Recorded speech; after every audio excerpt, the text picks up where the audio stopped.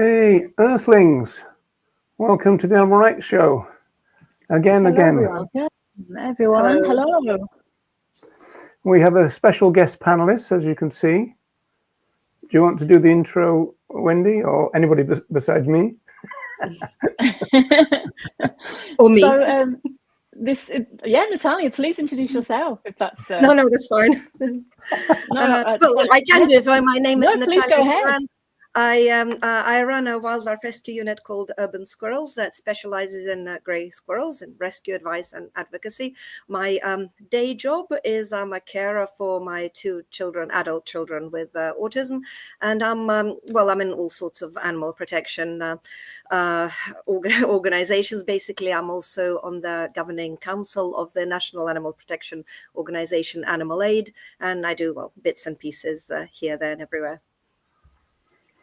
Very good. I suppose the first thing to say is, does everybody feel bright-eyed and bushy-tailed for this show? My clients do, and I'm not sure about myself. So the first thing I would love to ask Natalia is, apparently you care for a lot of different species, or you respect all species. But what made you care especially about squirrels and try to put something in place in order to protect them? Okay, just to start theoretically, if I may, I'm not sure I care about a lot of species, but rather individuals. It is an important distinction to make. When we talk about non-human animals, for example, the conversation is very often coached in species, which makes morality actually difficult.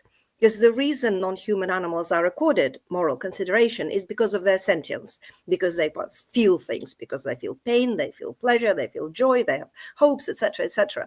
But these are predicates of an individual, not of species. A species does not feel joy or pain or whatever. It's the individual that does so. So that's why, first of all, I rescue and I care for individuals, and hence, with gray squirrels, they're a very successful species, as it were, but that's really neither here nor there, because their moral patients are, to me, individuals. So that's the theoretical bit. The practical bit, basically, I've always loved animals, wanted to kind of do something to help them. Then my life took a bit of a detour. I had 4 children, 2 of whom turned out to have autism. But then my youngest son decided he wanted to work with animals. I mean, to be honest, I thought he'd work with computers or something, but no, he wanted to work with animals. So we got him his diploma in animal care. Johnny, his name is, by the way. But when it came to work, it became a lot more problematic, because he's very physically strong, he's very intelligent, he's very capable, but he's also severely autistic. So he couldn't really safely work in any other setting. He'd be kind of safe 90% of the time, but then 10% he would not be safe. And I mean, he volunteered in one rescue center. He was mucking out I can't remember, the donkeys or something like that, and decided to go across a field with a wheelbarrow where people were exercising rescued dogs who are kind of had a difficult history, who are aggressive, and the guy saying, Johnny, no, don't come in here. Johnny just doesn't care. I need to go and kind of dump this wheelbarrow. Nothing happened, but it obviously is very scary for all concerned. So essentially we had to set up something at home where Johnny could be completely safe. He works with squirrels. We have the aviaries in the garden have double doors, so he goes in and closes one door before he opens another. No possibility of escape. There are, even in some other cages upstairs in the house, there are swing feeders, so he doesn't even have to open the cage. And the squirrels take turns playing out of the cage, but there's no kind of mayhem where everyone is out, because Johnny never has to actually open the cage. The design of the cages has been copied by other rescuers because it is actually very convenient. So it sort of started with me supporting Johnny. We chose squirrels because, we live in London, and we had to find an animal whose needs we can meet. Obviously, if we rescued foxes, would have to have land, and where there was a need as well. And we quickly found out. I volunteered myself for various rescue centers to see where the need was, and it was definitely squirrels, because they occupy an interesting place, a kind of halfway house between companion animals and wild animals. I mean, they are wild and they kind of live in the parks and gardens, but they also can very quickly form relationships with people. People kind of call me and say, "Oh, my squirrel this, my squirrel that," and I immediately say, "Well, in what sense is it your squirrel?" And it's a squirrel that visits them in the garden. And of course, when something happens to they're very visible to people, and when something happens to those squirrels or to their young, they expect a rescue pathway, and this is what we are privileged to supply when we can. Yeah, technical term is liminal animals, isn't it? I think the ones who are kind of in between. Did you say you got 4 children? I've got 4 adult children. Yeah. Wow. So a complete litter, really. Yeah. Right. Yeah. Okay. Before we go on, let me do a little bit of housekeeping that I didn't do, which was, this is going out to 3 places, folks. As you know, the best place to interact with the chat is on my YouTube channel. If you're on Facebook, we will see your comment, but you won't see if anybody answers you back. And then in terms of just general comments, we don't do super chats and all the rest of it, so you'll never have to pay to comment. So comment away, and we shall put your comment on the screen. If it passes our strict test, which is, if you notice it, isn't it, Wendy? So, right. So and then that's should we say a few hellos as well? Just yes, I think so. Yeah. So we have got Jennifer, the spiritual vegan. Hello, Jennifer. We've got V, who says hello, everyone. Dennis is here from Galway, Ireland. Hey, Dennis. And we have got Philip from New York. I believe you're in New York at the moment, Philip. Is that right? And we got Caroline Harris, and we got Deb. Lovely to see both of you as well. So do say hello, everyone. If you're in the chat and you haven't said hello, we love to have your comments.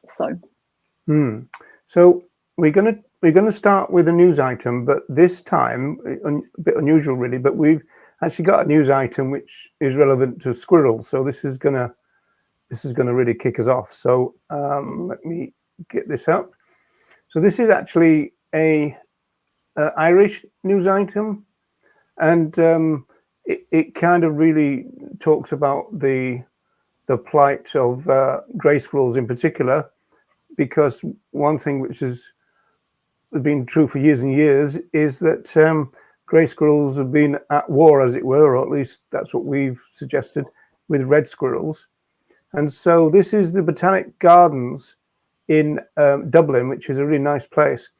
But they've already carried out a cull of grey squirrels. So I don't know how often it happens or how many individuals are concerned. This article is from last year, actually, on the grounds that they can become aggressive with one another and visitors, which I found a bit weird at first. You know, the idea that squirrels get aggressive with humans, but maybe it's true. I don't know. Ask the expert.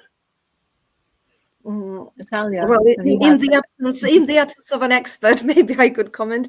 It is really, really unusual. In fact, grey squirrels are known for their non-aggression because they're a very intelligent species. And even when they settle conflicts between each other, territorial conflicts, for example, unlike some species I could name, they settle them verbally. Basically, squirrels have a very kind of sophisticated system of signals with their bodies and with sounds, various kind of wails and clicks and moans and flicks of the tail. Basically, they can communicate quite a lot. And even in autumn, where they distribute territory, they don't fight. Generally they sit and wail at each other. They sit at a high point and wail at each other for ages and ages. Again, I get phone calls. I love those phone calls because I don't have to do anything about it. But the person would say, "I'm really concerned. This poor squirrel is stuck on a tree and he's been there for an hour just crying and crying." And I say, well, no, first of all, they're not stuck on a tree. They can climb up and down trees and even brick walls if they have to. But also those long moans are territorial sounds. They're sorting it out, kind of stay off, get off my land sort of thing, but verbally. And interestingly, squirrels who live in the city learn to rely more on body language than squirrels who live in the country, because in the city they've got traffic noise, so they have to signal more with their body, with their tails, whereas in the country they would do more with sounds. But in any case, they sought the territorial claims, well, verbally, as it were, without resort to violence. When they mate as well, that's another great opportunity for various human and non-human animals to start conflicts. Even then, males don't tend to fight. But what does happen, the female lets the males chase her. She runs and runs, and lots of males can chase her. Basically, the idea is that the strongest one wins, and that's the one she mates with. And of course, I don't know whether it looks like a fight or not. Well, I mean, they just basically chase each other. But the idea, it's a competition, basically. It's a competition for mating. It's not something that ends in violence.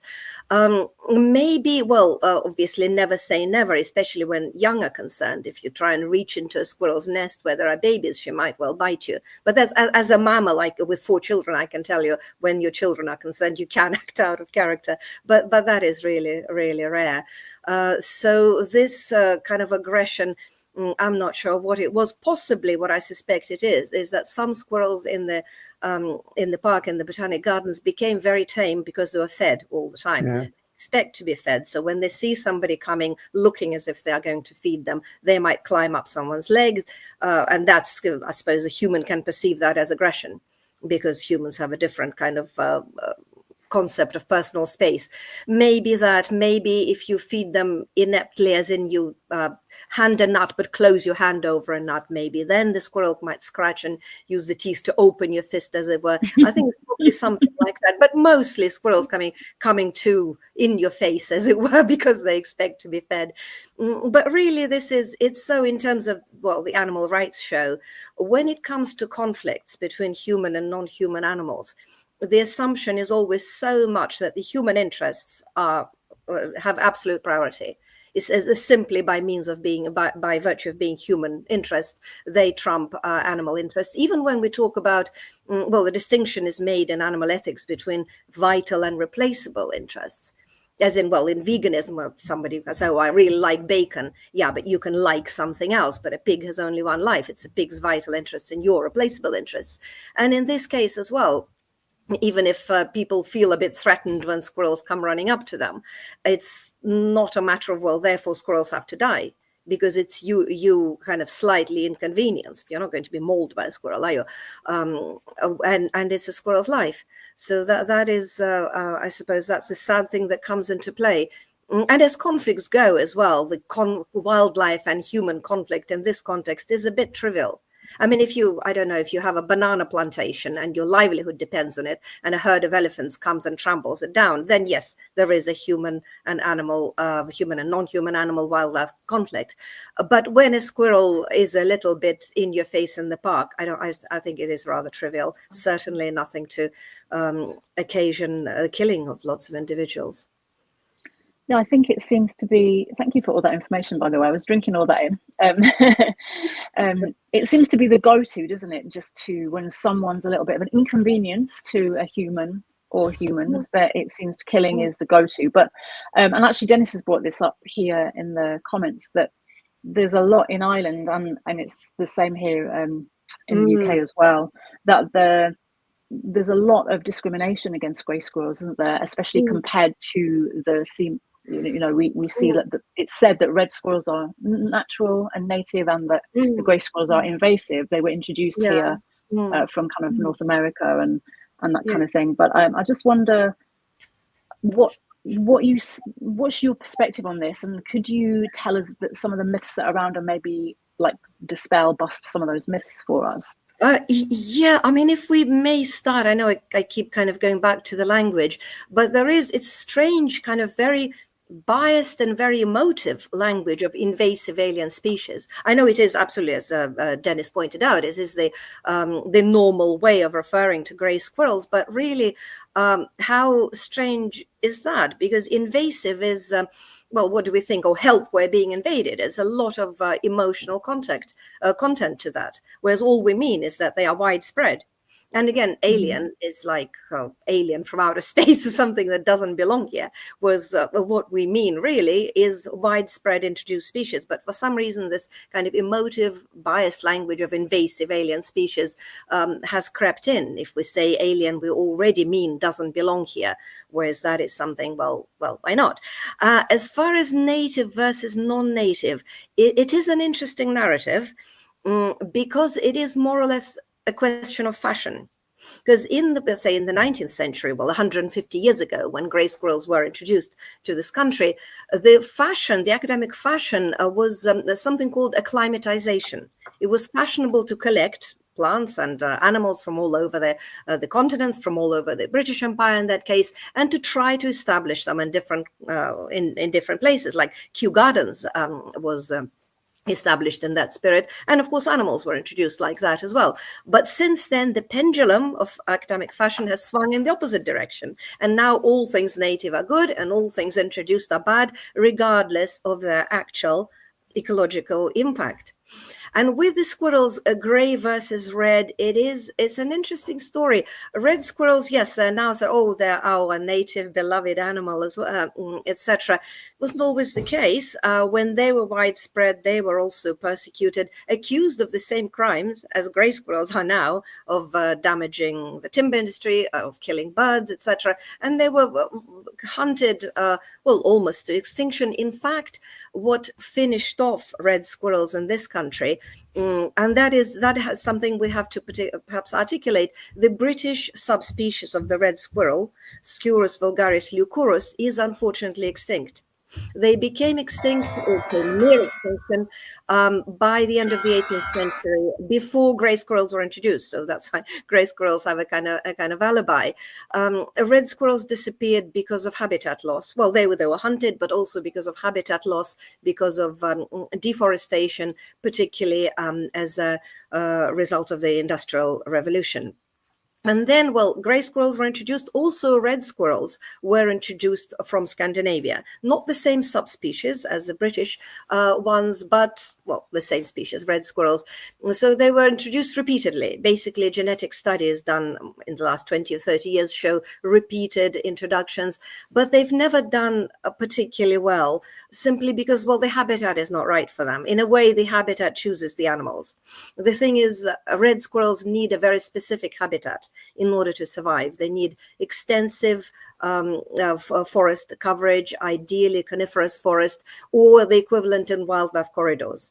And so where that habitat is right for them, they're widespread. That's why red squirrels are not an endangered species. Their kind of ecological status is least concerned. They're widespread from, everywhere in Europe to Turkey, Siberia, wherever the habitat is right, they thrive. Unfortunately, that's not the case here anymore. Gray squirrels, however, turned out to be an accidental but good ecological fit. They perform the same function in the ecosystem as red squirrels, but can survive in our ecological mess, quite frankly. Even in our cities, you can't probably get worse than that as far as wildlife habitat goes, but they've learned to live with that. But somehow we do have this narrative of, just because somebody won the game of the survival of the species, now they are the baddie. Sounds about right. Just one question on that, actually, if you don't mind, Natalia. Just picking up on the whole, it's said that obviously you were saying that the grey squirrels, they're more adaptable to the environment that they're in here, whereas the red squirrels, maybe the habitat doesn't quite suit them. There's also talk of a squirrel pox virus, which the grey squirrels apparently carry, which the red squirrels don't have immunity to. Is that something that you know a lot about? It is, I hear about it a lot, yes. In objective terms, it is a bit of a red herring, perhaps. We started paying more attention to it. A red squirrel. Virus, and suddenly, everything to do with viruses. But yes, it is a virus that gray squirrels carry, and they've developed an immunity to it. Red squirrels, it's not invariably fatal to them, but about 90% of them do die from it. But then the impression goes that this is the only disease that red squirrels die from, which is far from the case, unfortunately. Essentially, because red squirrels are not a good ecological fit to the present day English habitat. Some parts of Scotland are different, but certainly in England there are kind of pockets where red squirrels are artificially maintained with nest boxes, with captive breeding programs. That's one way for farmers to diversify, they breed red squirrels, and with feeding stations that unfortunately spread diseases because red squirrels have not evolved to be in such close proximity to each other.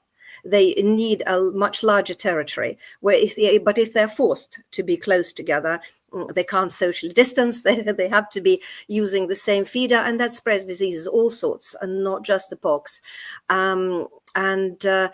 It's almost like, yes, they can get it from a grey squirrel, but statistically, they're far more likely to get it from Fairlow reds via shared feeders, as well as a variety of other diseases. So if red squirrels were not artificially maintained in close proximity to each other, and if they happen to get the disease from a grey squirrel, it would be an isolated tragedy. But because of the shared feeders, it spreads like wildfire. But as well as other diseases as well. I mean, the computer models that are quoted in the newspapers, it's on the principle of garbage in, garbage out. And essentially, a lot of the data is collected, first of all, by citizen scientists who see a carcass or pick up a poor squirrel with certain symptoms, and they report it as pox. And that is fed into the computers, and that kind of produces the data that journalists then consume and give to us. But actually, if you do laboratory tests on those, of those squirrels that citizen scientists pick up, the pox is 0 to 18%. It's mostly other diseases with the same symptoms. But that's kind of a little bit of Chinese whispers creates this impression, oh, grey squirrels are killing off the red ones with the pox virus. It's a lot more nuanced than that. What's quite hilarious is humans calling any species invasive is just quite, I mean, I just imagine the squirrel sitting there going, hello, pot, kettle, spring to mind. Do you know what I mean? That we should call anyone invasive. Yeah, we do a lot of a lot of stalls at various vegan events, animal charity events, and occasionally a person goes, oh, but aren't they considered vermin? I thought, well, can you define vermin? Would it be someone who destroys the environment or someone who spreads diseases? What's your definition? Yeah, it is a bit hypocritical. I mean, at the end of the day, we all just try to survive. What can you do? And the ones who do well, of course, it's like, oh, now you're a pest, you're a vermin because you're doing well. That's not allowed. It's interesting. I sometimes wonder, I don't know what you think, whether there's kind of subliminal competition. I mean, the species that we kind of demonize the most are the successful ones who share the habitat with us. Mice, rats, pigeons, squirrels. It's interesting, isn't it? How dare you do well? So we call them vermin. Yeah. Until they're almost extinct, and then it's like, oh, we must protect them. We must now put them in captivity and breed them and make sure that they don't die out. And then it's a whole different attitude. Well, that's precisely the story of the red squirrel. Precisely that. When they were numerous, let's kill them. Let's pay a certain money per tail. It's horrible. But yeah.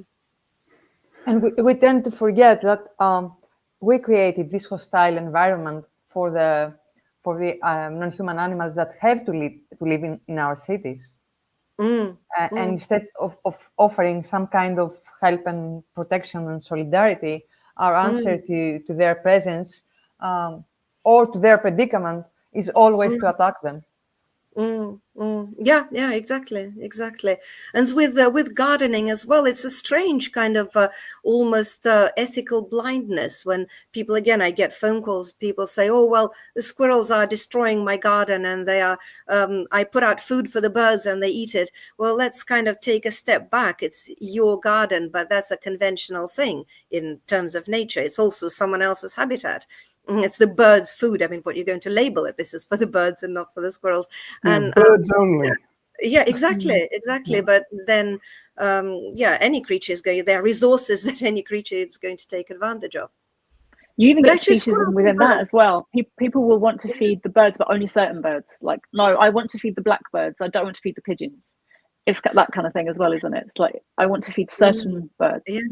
Well, also, I always wonder about bird feeders as well. I mean, when we feed our companion animals, we just feed them and put this thing in the dishwasher, their dishes, and a bird feeder stays there. Doesn't it also spread diseases? Well, I don't know. I haven't got data for birds. And then does anybody, if a bird gets a disease and then they go off somewhere and die, we just don't know. And of course, the thing is to plant, if you like birds, to plant plants that would attract seed-eating birds, or the songbirds are generally insect-eating birds. So does somebody want to attract insects to their garden that would then attract birds? But that's it's slow. Interesting point about the bird feeders. I've never thought of that before. We do have a question from Deb. Whoops, sorry, that's the wrong one. Where have we gone? It's moved. It's going to move on me. Where's Deb's question gone? Oh, there you go. Are the grey squirrels prevalent in human neighbourhoods or primarily in parks?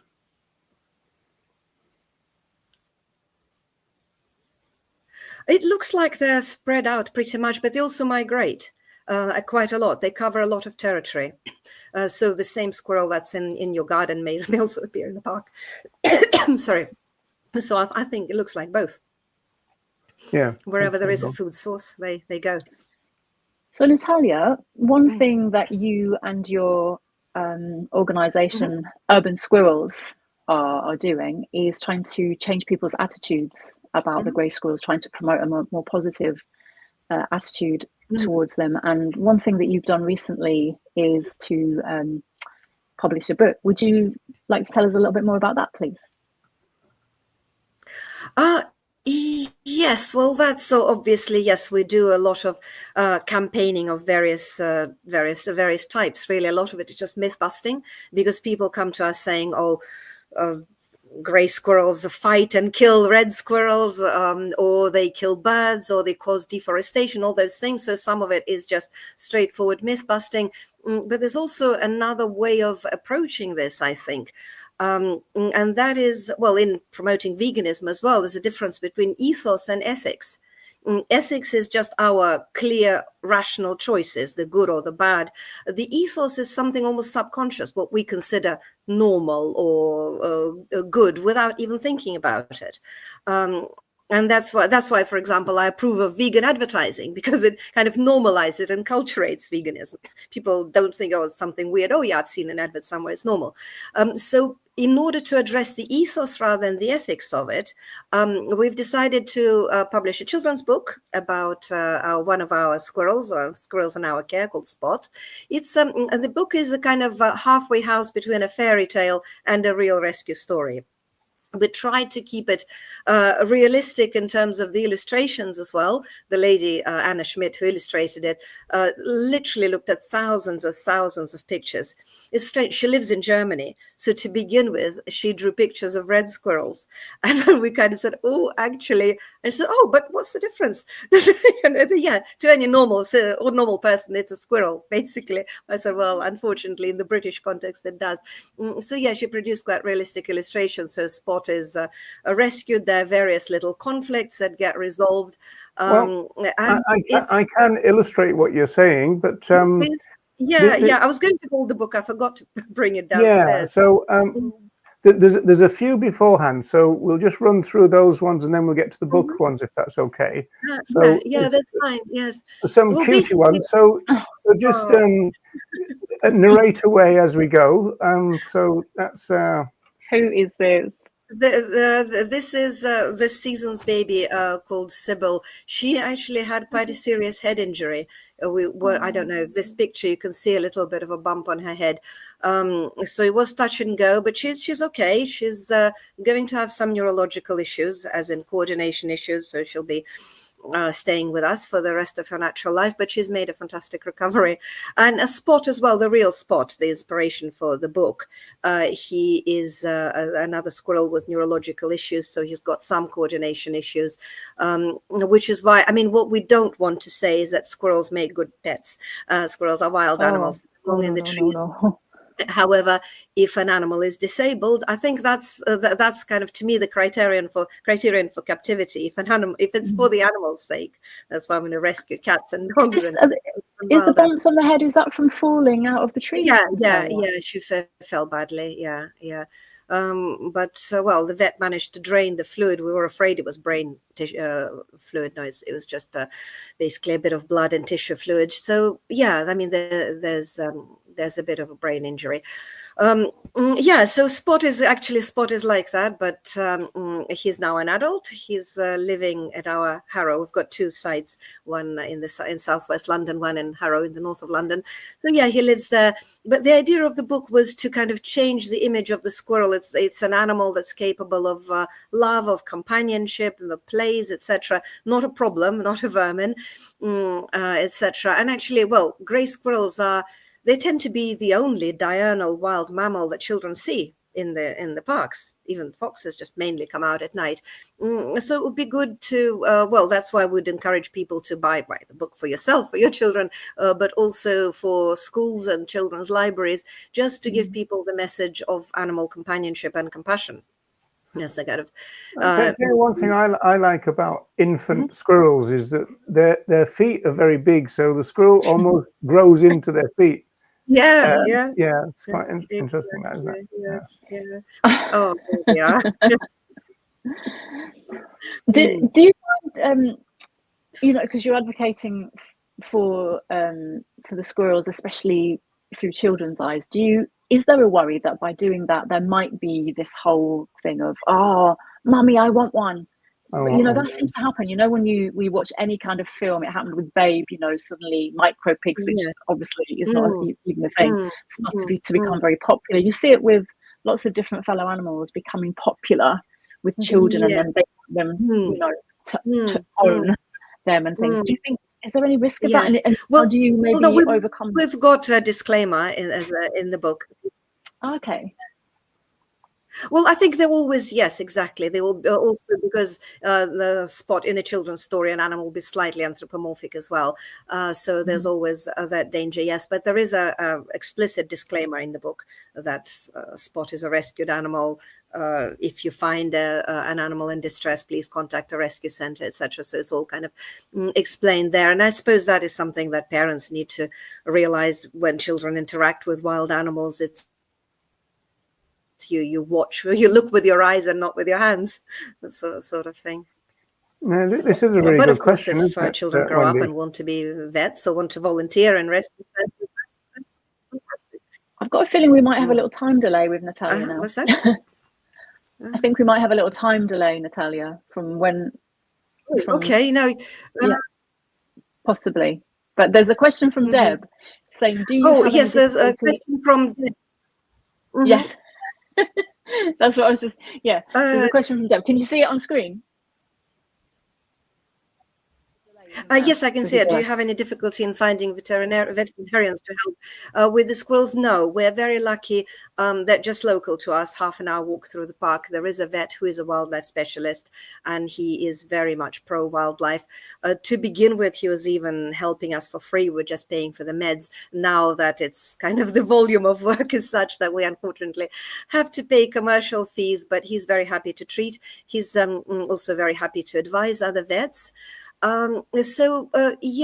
Basically, there is a bit of legal confusion now as to what vets can and cannot do for squirrels.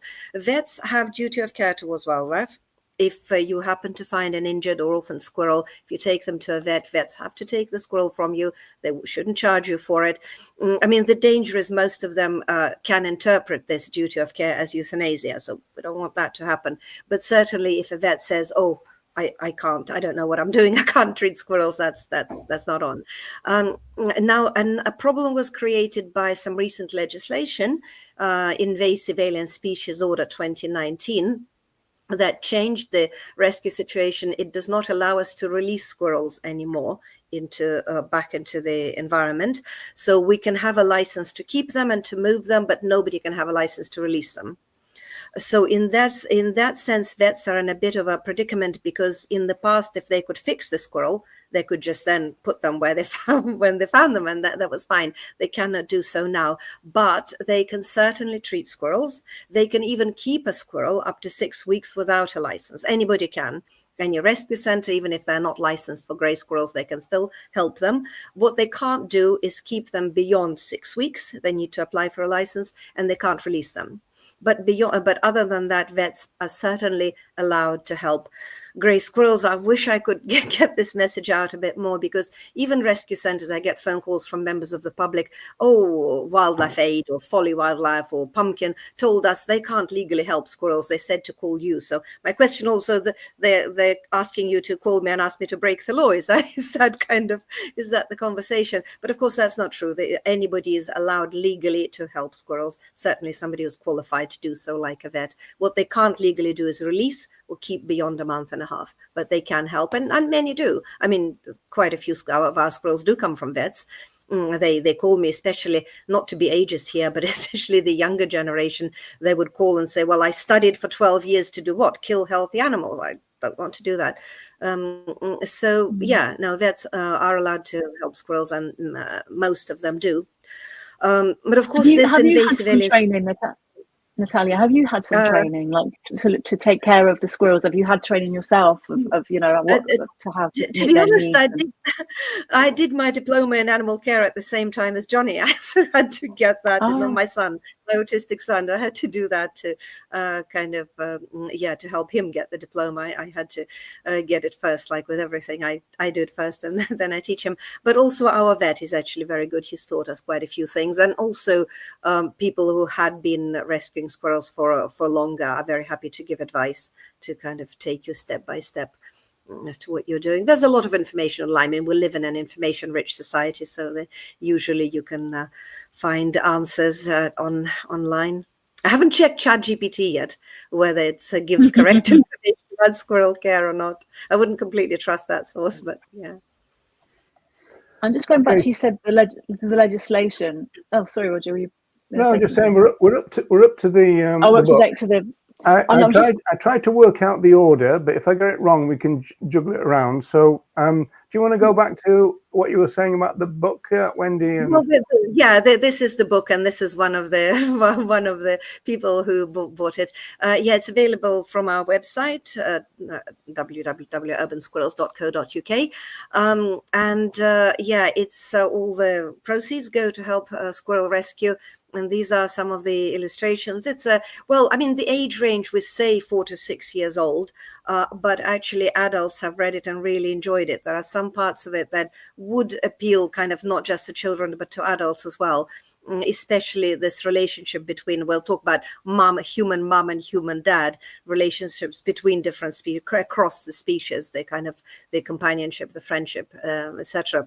I mean, one of my children, my daughter, she actually has a degree from Oxford in literature. So I asked her to look through the book and thinking, well, she'll give her kind of expert advice. Instead, she cried when she read about Spot playing with his mum and dad. She just found it. And quite a few people said that they found that almost therapeutic as adults, to see that parent-child relationship in those different species.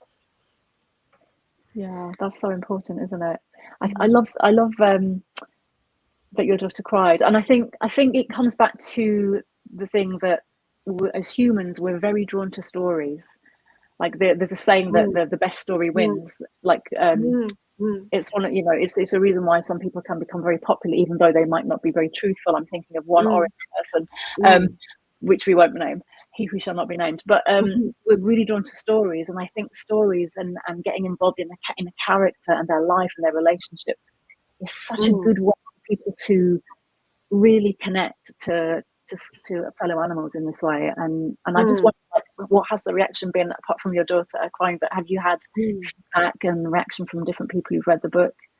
We've had incredibly positive reaction, whether we just seem to, from our website and our social media pages, whether we just have very nice, polite people, but we've only had very, very positive feedback. People love the illustrations. They love the story. Sometimes they also say, oh, we crying. Oh, this is the real Spot with his book and a house, etc. Very, very positive. Children have asked yeah, what happens next? I'm not quite sure whether we are up to publishing yet another book. It's a costly affair, but yeah, the reaction has been very positive. Another question from Deb. Do they build their nests in the hollows of the trees? Well, they do if they can find it, but they also build nests, very complicated nests out of twigs. When you see kind of balls in the trees, well, sometimes it's mistletoe, but sometimes it is nests. Crows build similar nests as well, and sometimes they almost seem to timeshare. It's really strange, but they can build nests out of twigs in the trees as well. And the good thing about squirrels, and part of the reason they're so successful, is that they usually have a second and a third home to fall back on. If one nest is destroyed, they can go kind of elsewhere. And that is also when we get phone calls from builders or tree surgeons when they say, oh, we've accidentally disturbed a nest, which is, again, is great. I think the ethos is changing. You'd have a young person, a tree surgeon, saying, oh, we just found a nest. My manager said to put it through the shredder, but I don't want to do that. So, yeah, the attitudes are changing. But then it's very easy. I just tell them, leave the nest close to where you were. And if it's quiet, the mum would usually come and get the babies.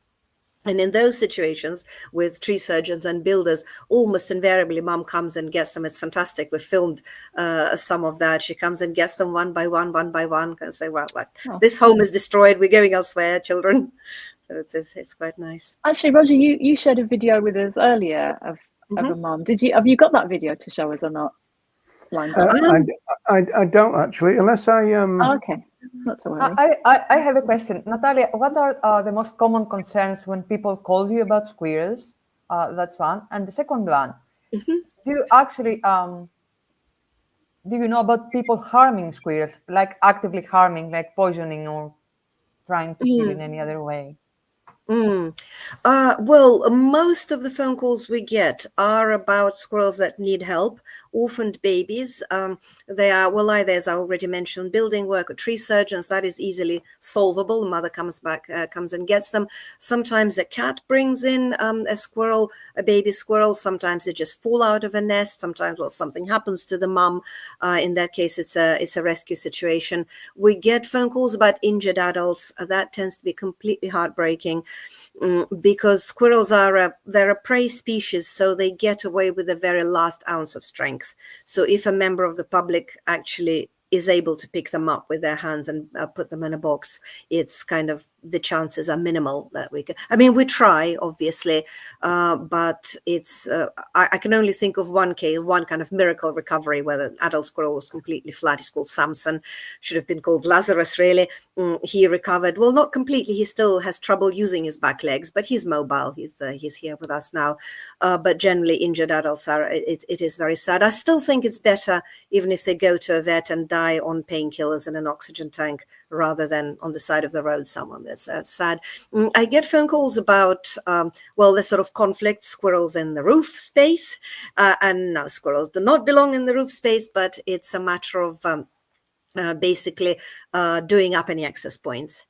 As any kind of humane pest controller, not the kind that kills animals, but the kind that solves the conflict. They will tell you whether it's mice or rats or birds or squirrels. The idea is to get a reputable roofer in who will find the access points, do them up, and that's it. I mean, a squirrel, usually when the workman comes with their tools, they usually leave of their own accord and then they can't come back. There was one very sad case. A woman paid several £100s to a pest controller who said, oh, yes, we'll kill them quickly and painlessly, etc. And of course, she heard screaming. That was on Friday night, and the screaming carried on and on and on. She called me in the early hours of Sunday morning and said, oh, can you help me with a squirrel in my loft? And I kind of thought, right, you really at 5 o'clock on Sunday morning? And then, no, that's what she said. One of the kind of juveniles was caught by his arm in this trap. So she and her son brought the squirrel. We kind of pulled him out of the trap. We had to amputate the arm. He's Cledward, he's living with us. He's quite happy, a big, strong squirrel. But yeah, the woman was thoroughly traumatized. And all she needed, but some squirrels were still left there. So I said to her, she was even in a council house. It shouldn't have cost her anything. Could get the council to repair the roof, which they did. The squirrels left, That was it. I think she was, I think for months she was sending almost guilt money. I was saying, are you sure? Because, you've done enough. She was thoroughly traumatized by this experience of pest control. Yeah, but we do, we know that culls go on. That is horrible. Like with the article we led with. In royal parks in London, there are constant culls, unfortunately. Well, lots of animals are killed. The deer, famously in Richmond Park and Bushy Park, but foxes, water birds, lots and lots of squirrels, crows, magpies, etc. It's, I live near Richmond Park. I walk my dog there, and it's quite hard to enjoy the park. I know it to be just complete killing ground, but there we go. That we don't know what to do about that. We ran a petition that was very successful, but they just sit tight. The royal parks, they know they can kill, and they do. And a good example is Kew Gardens. They, I think in the past they killed some squirrels, but the last Freedom of Information request we submitted, they don't cull squirrels. That's fantastic. Kew Gardens, that's a lovely place. So you can do it, you don't have to kill. But yeah, there was a recent one in our area in Wandsworth. There was a lethal trap, and we did put it on social media, and the council acted quickly. They said, "Oh, no, we don't approve of that. We don't know who put it there." Well, I don't know who put it there, but basically, they acted very quickly. And actually, councils do not. The London Council certainly quite like non-lethal methods of control. They first of all, it costs them money to kill squirrels. That's what I mean. Why do people do it? It costs money. It's patently cruel. So councils are not that bad. So it's worth, if somebody does think that their council is killing squirrels, it's worth complaining. They do act quickly. Obviously, there are rogue individuals. We don't tend to hear about them, I must say. There were famous cases where the RSPCA successfully prosecuted somebody who drowned a squirrel, trapped him, drowned him, and then boasted all over the internet. So that was a successful prosecution. So, I found your video, Wendy. Interestingly, regarding what Natalia just said, there's a comment here: grey squirrels are vermin and should be treated like that. So I'll put this on full screen. And I don't know what sound is on there. But is that our? It's not our platform, is it? No. It just coincidentally popped up on my feed. Yeah. I think I must admit I weed out comments like that. I find invariably if I, maybe it was just me and the way I run the social media pages, if I start engaging with it and explain and what do you mean and this and that, they just become abusive. So these days I kind of I like comments, because as you know, the more people comment, the more the algorithm will show the content to other people. But I know that other users get really upset. So I kind of care more about the people who already follow us than about potential audiences. You mentioned algorithms. That's really interesting, because I bet we've all got experience now where you could be talking on the phone to somebody and you mention something, and then 20 minutes later you're getting adverts for that thing, right? And so we were doing the event for this show, and of course I was typing in squirrels. And then lo and behold, this pops up. And so here we have a mother who is retrieving one of her babies.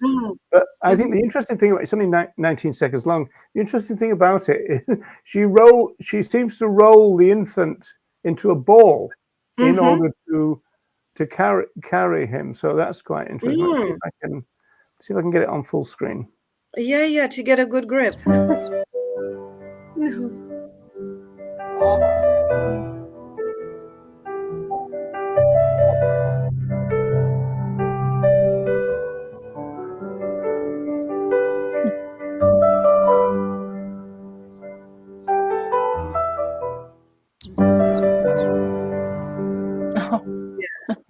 There we are, performing animals on the Animal Rights Show. I saw a video the other day of a squirrel. I don't know if they were a grey squirrel or not, but I think they were in a different country, because their baby was being attacked by a snake, and the squirrel fought the snake off and managed to save the baby. It was a fierce battle. I don't know if you've seen that, but it was quite I almost couldn't watch it, but the squirrel did Oh was gosh. victorious in the end and saved her Mm, baby. I just mm, wanted to tell you in terms of like seeing injured squirrels, because I know, because I've done I've volunteered to help rescue mostly birds, actually, different birds, and of course in London we get a lot of injured pigeons and things like that. But there's always that thing of like, if you see a baby bird, depending on where they are, you might leave them for the mum to come back. Or I know with like LWP, they will say in this area that, you know, they've got unnatural predators. There are so many cats, there are so many foxes, etc., that if you do leave the bird, the chances are they're just going to be killed. So is there advice that you give, like in terms of which squirrels should we bring to you or take to a vet, and which shouldn't we? What do we look for? What kind of environment are we, you know, do we look to see if leave the tiny baby to see if the mum's going to come back? Do we leave them on the ground? What kind of thing, if we find ourselves in that situation? I think it's probably best to call a rescue center as soon as possible. Just if you see a baby animal, just call as soon as possible. The rule of thumb is to leave them for the mother to come back, but it's, as long as it's safe to do so. As you mentioned, and as London Wildlife Protection mentions, it's not always safe to do so. If it's a baby that's mobile and you're near the road, if there are lots of people and dogs walking by, the mum would not come. She'd just be scared off. If it is a quiet spot and you can step back for 20 minutes, for half an hour, then it's always worth waiting for mum. I mean, there are some rescue centers that, unfortunately, because they don't want to bother with squirrels, they would say, oh, leave them so the mum might come back. It's an interesting way of putting it, might come back. Yeah, there's a 1% chance that the mum will come back, but essentially what they're saying to you, leave them to die.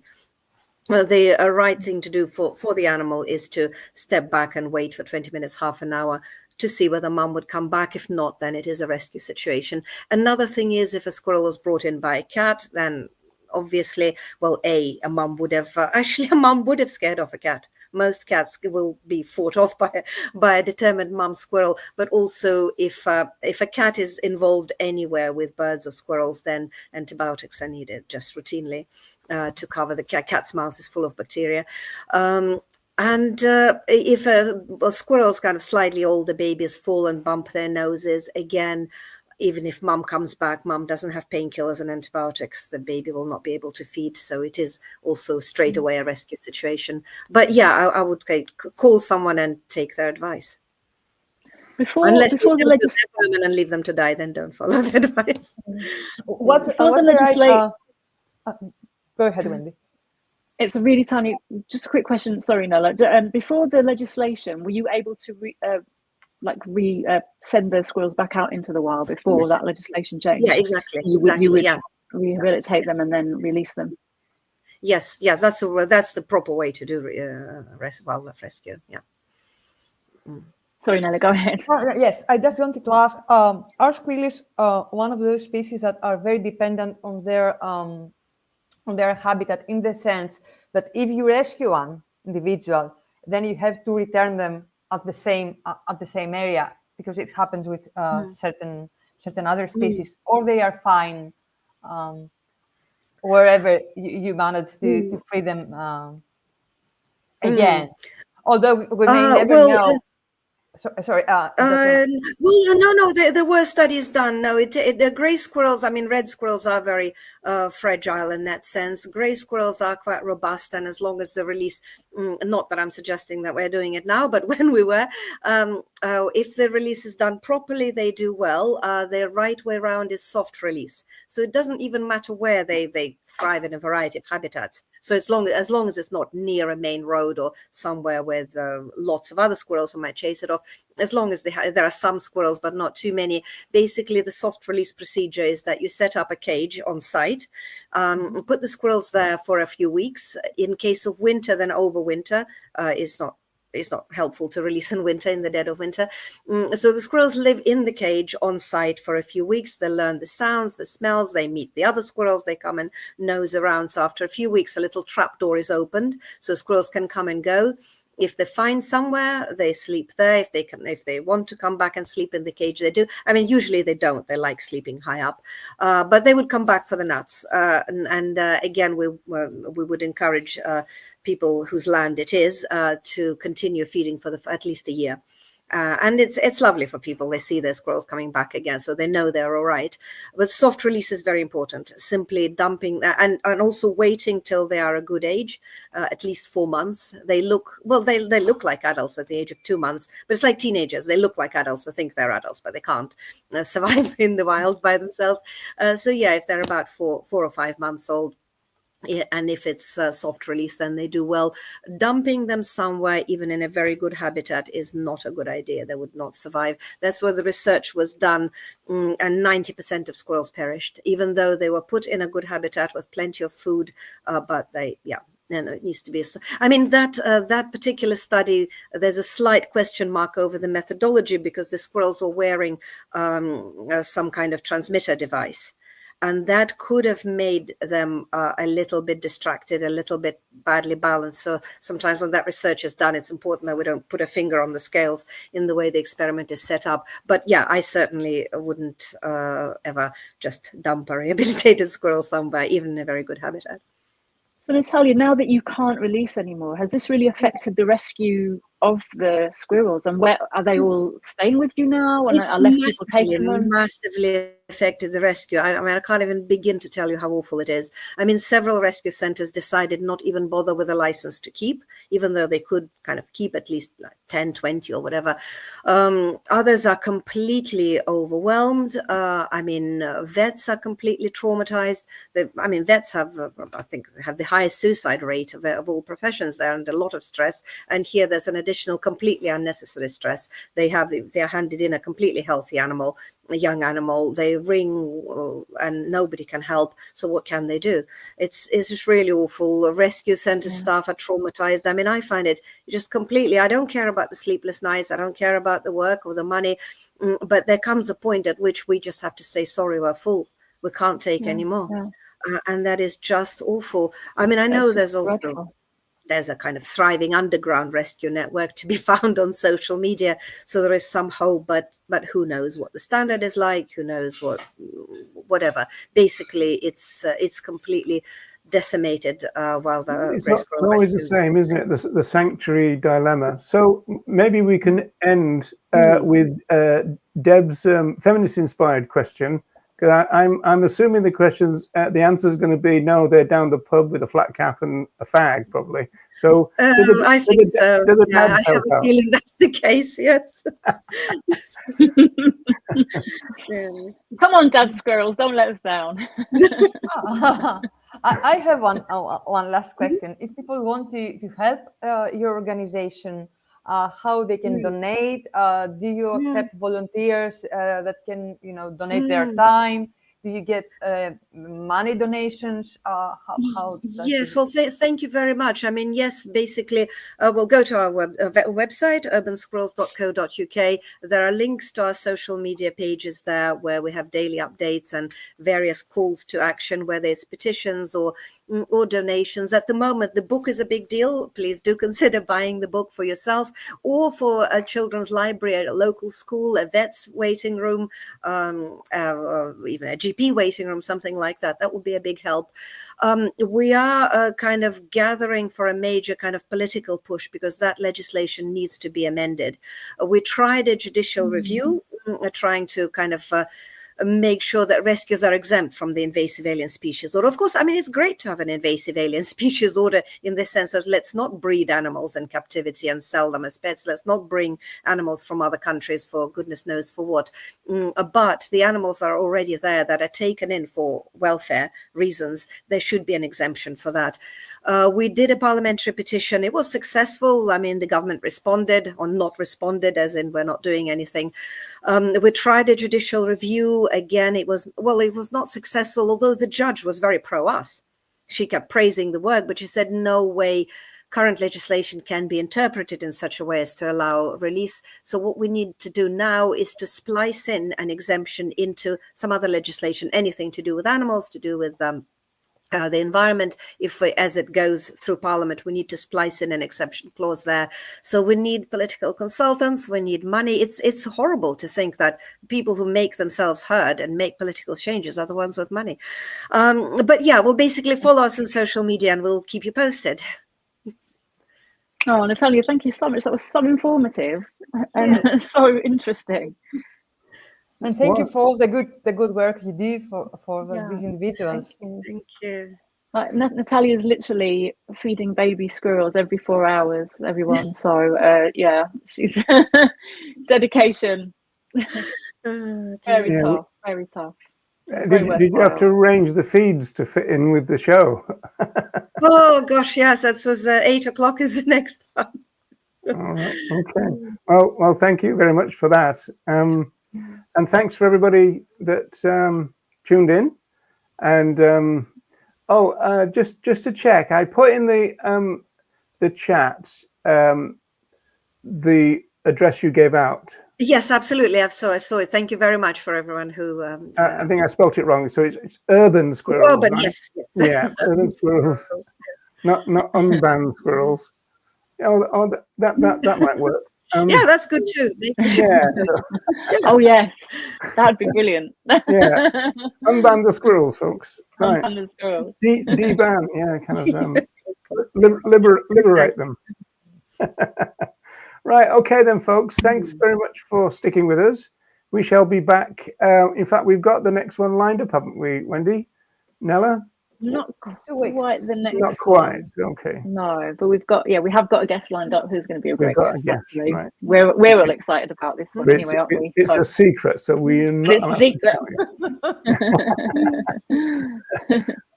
Okay, everyone. Thanks for joining us, and we'll see you again soon. Bye for now. Yeah. Bye, everyone. Thank you.